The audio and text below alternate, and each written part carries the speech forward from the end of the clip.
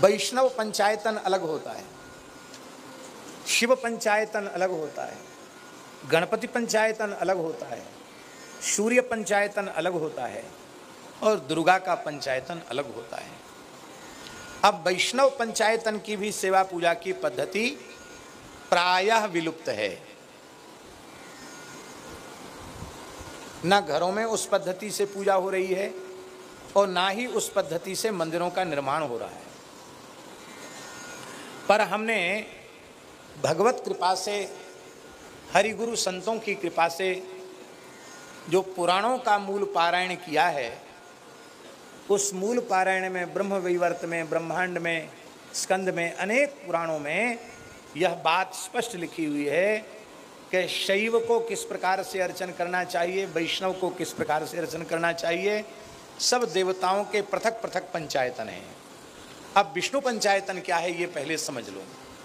यहाँ जितने लोग बैठे हैं सब वैष्णव हैं। अब वैसे सारी सृष्टि वैष्णव है, क्योंकि ध्रुवोसि वैष्णवम असि विष्णवेत्वा, ये सारी सृष्टि विष्णु से उत्पन्न है, इसलिए सब वैष्णव है। अवैष्णव कोई नहीं है, सब वैष्णव है। यदा मध्य तो गोविंदः, जब मध्य में भगवान हो तो आग्नेयाम गणपम यजेत, अग्नि कोण में गणेश जी की स्थापना होनी चाहिए। नैऋत्ये तो यजेत सूर्यम, नैऋत्य कोण में भगवान के सूर्य को विराजमान करना चाहिए। वायव्ये दुर्गाम यजेत, वायव्य कोण में भगवती दुर्गा को विराजमान करना चाहिए।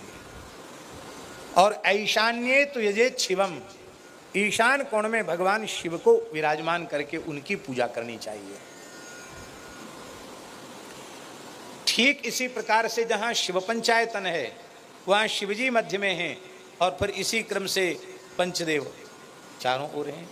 हमारे कहने का आशय यह है कि चाहे आपके इष्ट शिव हों, चाहे आपके इष्ट सूर्य हों, चाहे आपके इष्ट गणपति हों, चाहे आपकी इष्ट भगवती दुर्गा हों और चाहे आपके इष्ट भगवान रामकृष्ण नारायण हों, आपको एक को प्रधान मानकर शेष चारों की अमुक अमुक कोण में पूजा करनी चाहिए, विहित कोणों में पूजा करनी चाहिए।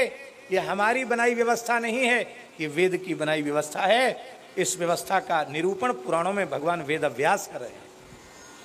जब हमने पुराणों के मूल पारायण में इसको पढ़ा तो हमने सोचा हम अपनी ठाकुर सेवा तो लंबी चौड़ी है ये हमारी, उसमें भी इसी प्रकार से विराजमान करें।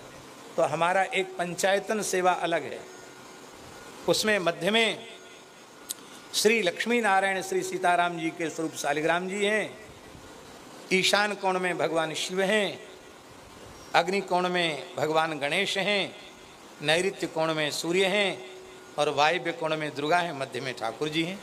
तो एक पंचायतन हमारे यहाँ है, ठाकुर जी के यहाँ विराजमान है।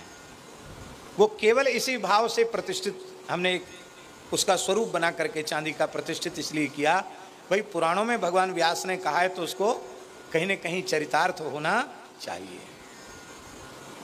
तो पूजन का क्रम क्या रहेगा?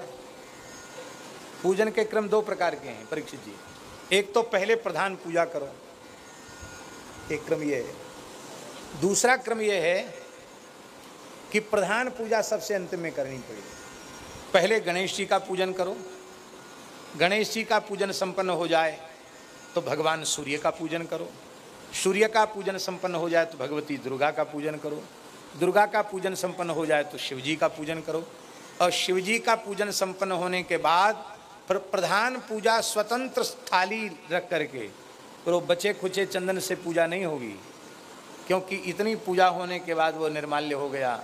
अब उसके लिए अलग से आपको गंधाक्षत पुष्प सब तुलसी दल अलग से रखना पड़ेंगे, फिर प्रधान पूजा करो।